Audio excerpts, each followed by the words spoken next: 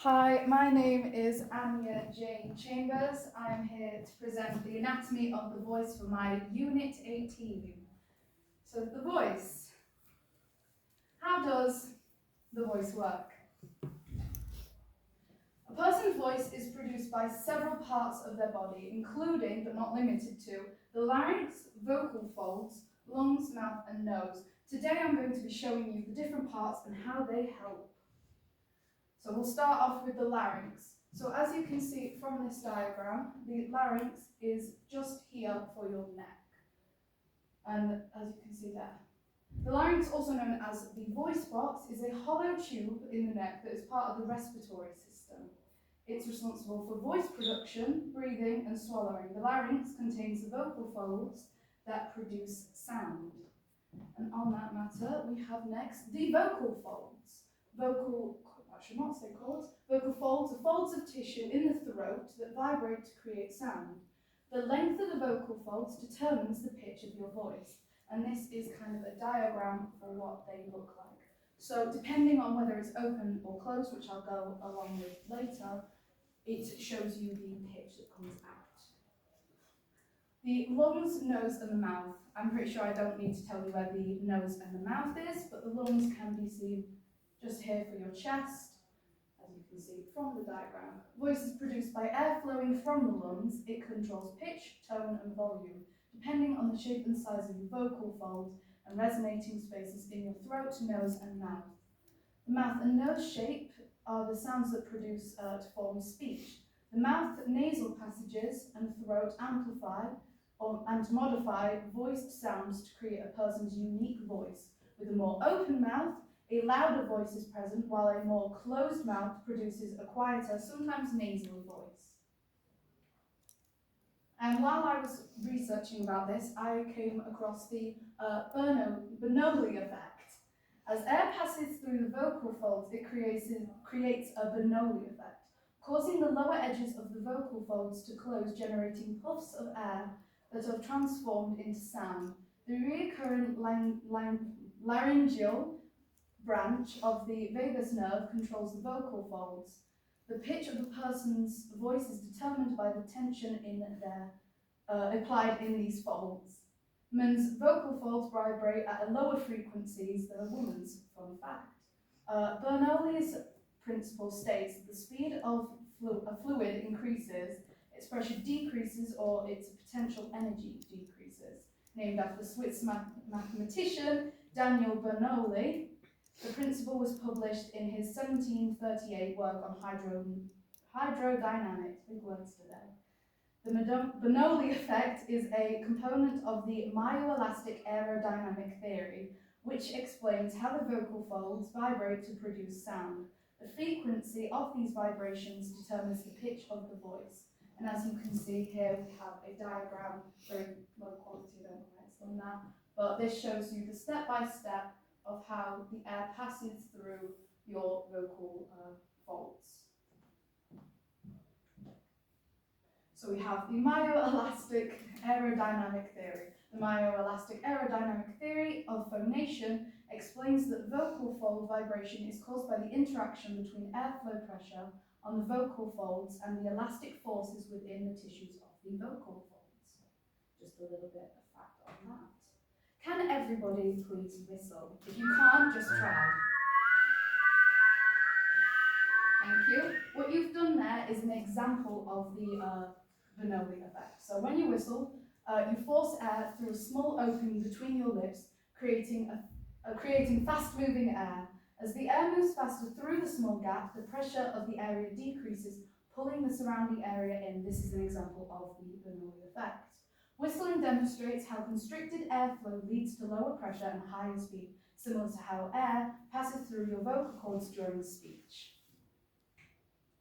The intercostal and abdominal muscles. The intercostal and abdominal muscles are important for voice production because they help to move air in and out of the lungs to control the flow of air.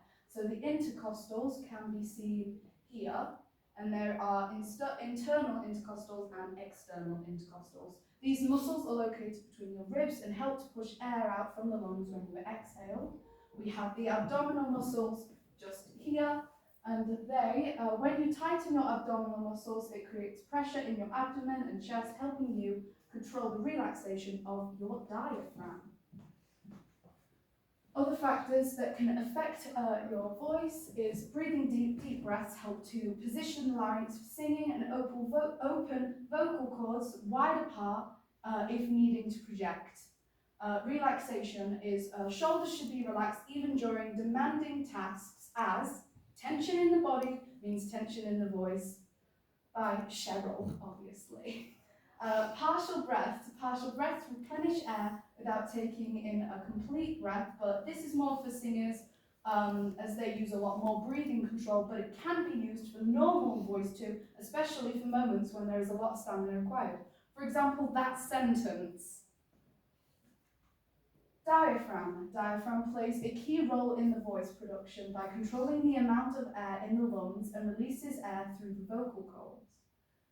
Diaphragm contraction. When you inhale, the diaphragm contracts to pull air into the lungs. Diaphragm relaxation. When you exhale to release the sound, the diaphragm relaxes and returns to its concave position. So the diaphragm can be seen just below the lungs, normally around your stomach area. Ways of engaging the muscle to support the voice and reduce strain in smaller muscles and around the vocal folds. Could I have a volunteer, please? I will pick Lucy. So Lucy, I just want you to stand just completely relaxed, slouching, just how you would normally stand. So I'm going to show how your body would change to perform singing or to do lines and things. So pectorals, lift your chest towards your chin while keeping your back flat. The neck, place your left hand on the back of your neck and the right hand on the back of your head. Push your right hand against your head and feel the muscles in your left hand. You should feel a little muscle right around your neck. Yeah? So just doing this as a stretch can help you release some of the tension in your body. There is also, I won't ask you to do this, but if you're not comfortable, but soft palate, put a finger in your mouth and suck on it like a straw. Remove your finger and open your mouth slightly with a relaxed jaw. This removes any tension in face. Also, another way of doing it is just if you're not feeling comfortable to put fingers in your mouth or you haven't got sanitizer or anything like that, you can simply just open and close your mouth. That also releases the tension. There is also the torso. Grip the floor with your toes and tense your buttocks and thighs. So doing this and then releasing it makes your body feel more grounded. And so if you're stood in the position of singing, which we've learned with Cheryl, then that means that you're grounding even more. So it means that you feel all the pressure and then you let it go. So your body kind of sinks into the floor. Thank you, Lucy. Vocal tone. Vocal tone is created when air from the lungs vibrates in the vocal folds, producing sound waves that travel through the body and resonating cavities.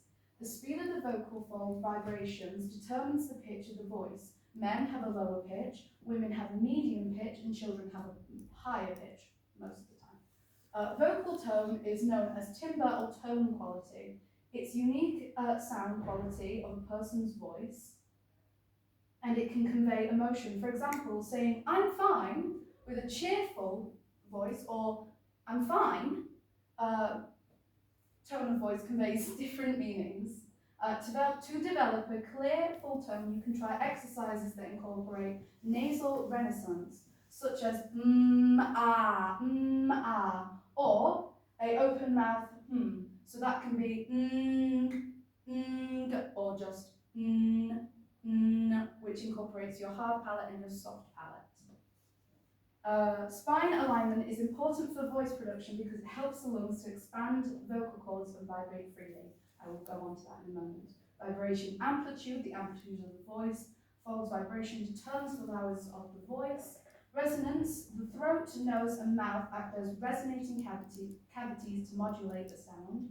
Vocal fold positioning, when the laryngeal muscles sit in a lowered position, the voice is more resonant and rich.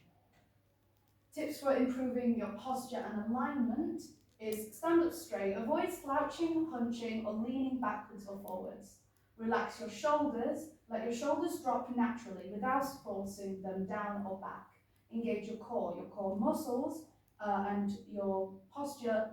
Sorry, your core muscles support your posture and your voice. Balance your weight.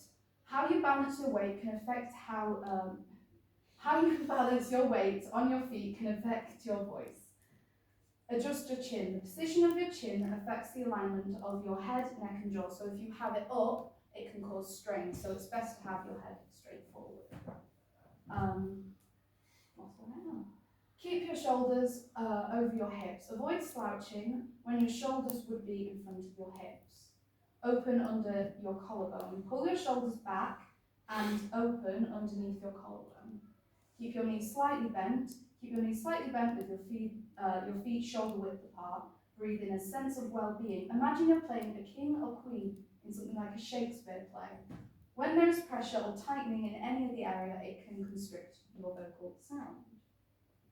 Thank you.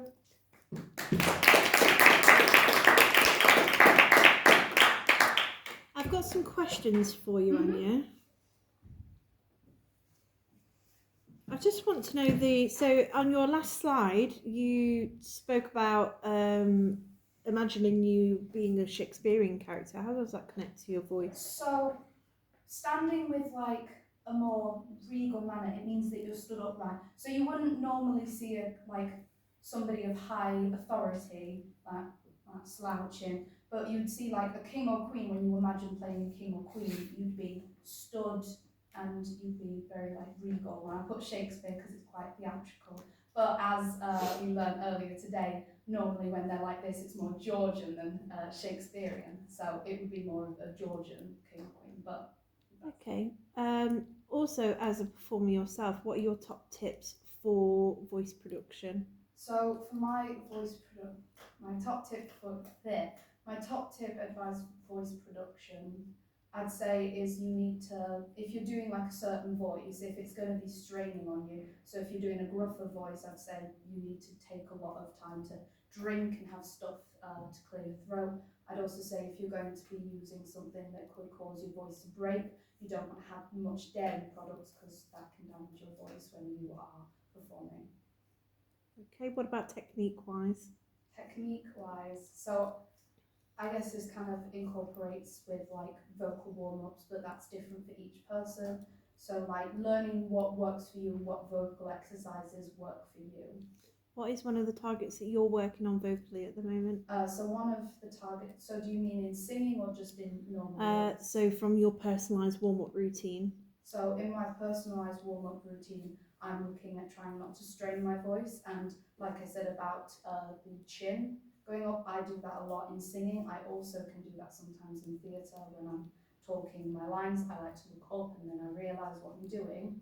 So I've learned an exercise from you, which is imagining something trapped under your chin. So sometimes I might put my fist under my chin, or if I've got something round I can use, I use that, so it keeps my head looking forward. Or I pick a spot on wherever I am and I perform to that one spot, so I look straight ahead. Why is it important for your chin to be level with the floor? So that is so that there's no tension there. Okay, thank you very much, Anya. Thank you.